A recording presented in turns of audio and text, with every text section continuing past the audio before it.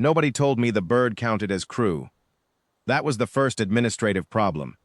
When I reported aboard the Kesavar Transit 11 with Niko on my left shoulder and my duffel on my right, the boarding manifest listed me as Corporal Destin Hale, Handler Corps, temporary diplomatic attachment. One personal effect, declared. The personal effect was supposed to be my spare boots. The customs officer at Kesavar Station, human, bored, coffee, looked at Niko, looked at the boots clipped to my bag, and entered avian companion, non-threatening, deathworld origin, into the secondary field without blinking. She did not elaborate on what deathworld origin was supposed to mean in the context of a 22-year-old African gray parrot, who primarily used his considerable intelligence to steal sunflower seeds and say the word adequate with the kind of precision that made junior officers feel bad about themselves. I signed the form. We boarded. That was my second mistake, though I didn't know it yet. The Vethaal Cooperative had sent a diplomatic contingent of 11. Their lead negotiator was a creature called Dovan Reth, which translated to something approximating third voice of the conclave, though our liaison officer, Lieutenant Maeve Price, quietly told me it was closer to the one they send when they expect things to go badly.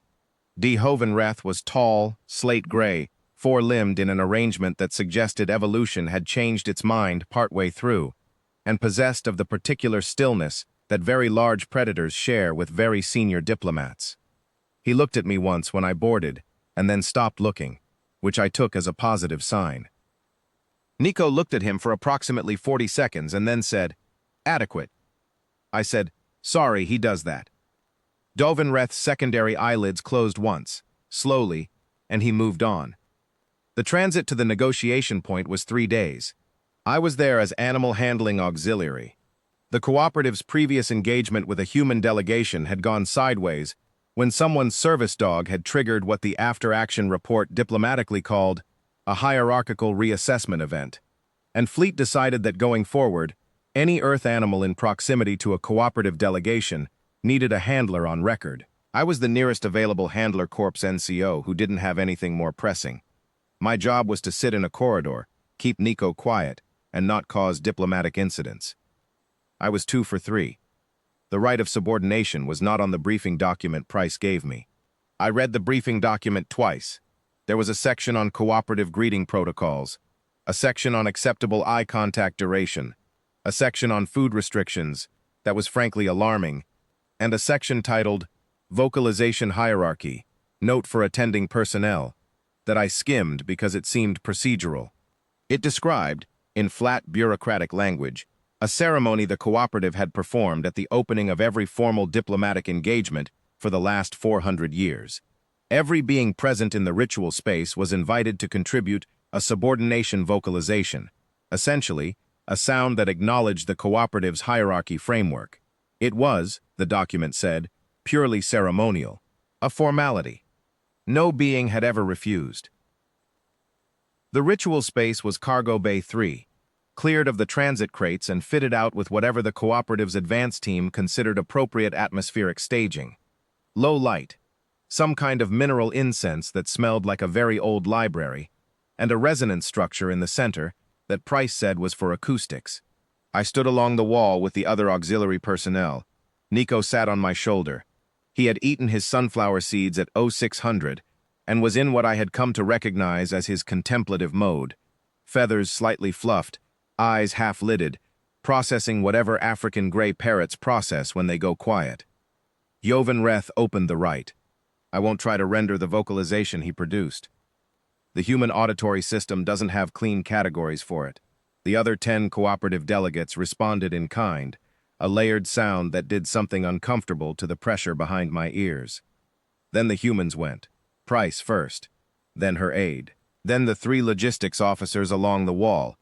Each one produced the sound the briefing document had described as the human approximation. A low hum, open mouth, sustained for 3 seconds. It looked slightly ridiculous, and apparently satisfied the ritual requirements. I hummed. 3 seconds. Done. Niko said nothing. I became aware of this roughly 2 seconds after I finished my own vocalization, when the sound in the bay had settled, and what should have happened next. Tovenreth's acknowledgement tone, Price told me later, did not happen. There was a pause, not a polite pause, the kind of pause that has a texture. I looked at Niko. Niko was looking at Dovenreth. Dovenreth was looking at Niko. The cooperative's ranking biologist, a narrower creature than the others, quick eyes, 4 fingers on each hand, was looking at a scanning device and had gone very still. I said quietly, "Niko." Niko said, "No." That was, to my knowledge, the first time in 400 years of cooperative diplomatic history that anything had declined to participate in the Rite of Subordination. I want to be clear that Niko did not say no because he understood the ritual.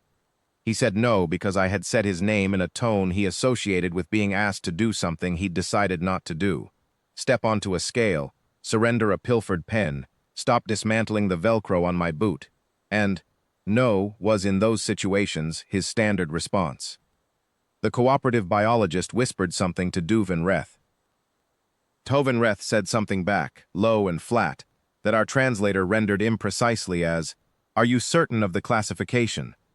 The biologist said something that didn't translate at all, but that produced a visible flinch in 2 of the other delegates. Price stepped forward.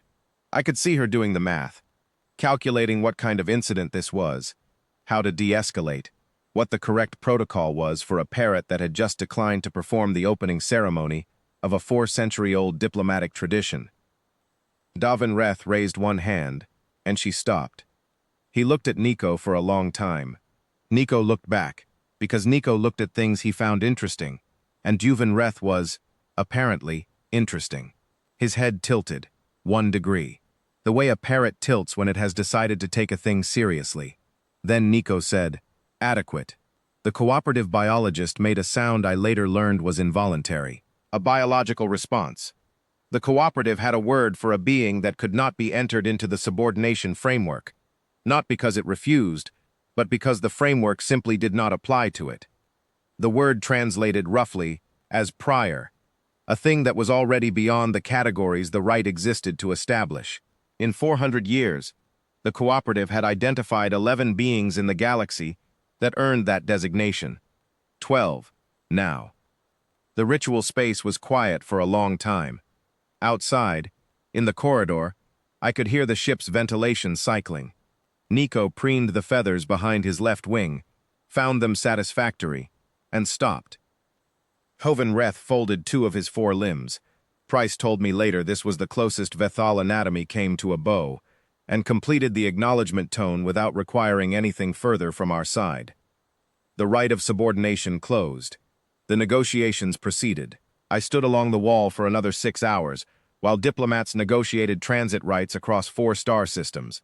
And Niko slept on my shoulder for most of it, head tucked, breathing slow and even, unaware that he had just been entered into the cooperative's prior codex as the 12th being in recorded Vethaal history to exist outside hierarchical classification. I found out about the codex 3 weeks later, when the paperwork came through. There was a notation in the diplomatic file: companion animal, Earth native, African gray citizen, designated prior, by unanimous cooperative biologist consensus, following the Kesavar Rite event. Handler to be informed. Handler's unit to be briefed. Earth diplomatic contingents accompanied by said animal to receive automatic Tier 1 consideration in all future cooperative engagements. There was a second notation, added by someone in the cooperative's administrative corps, that translated as, "The prior did not vocalize submission. The prior assessed the third voice and found him adequate. The cooperative finds this acceptable." I showed it to Price. She read it twice and looked at Niko. Niko was working on a sunflower seed. He held it in 1 foot, turned it twice, cracked it with the efficiency of something that has cracked approximately 40,000 sunflower seeds, and sees no reason to be theatrical about it. "Adequate," he said, to no one in particular. Price looked at me. I shrugged. "He says that a lot." She looked back at the paperwork. Then she filed it without comment. Outside the porthole, Kesavar Station was falling away behind us, and somewhere in the cooperative's deep archive, a new entry had just been opened, and a gray bird with a red tail was sleeping on my shoulder. dreaming whatever African gray parrots dream, and not thinking about any of it at all.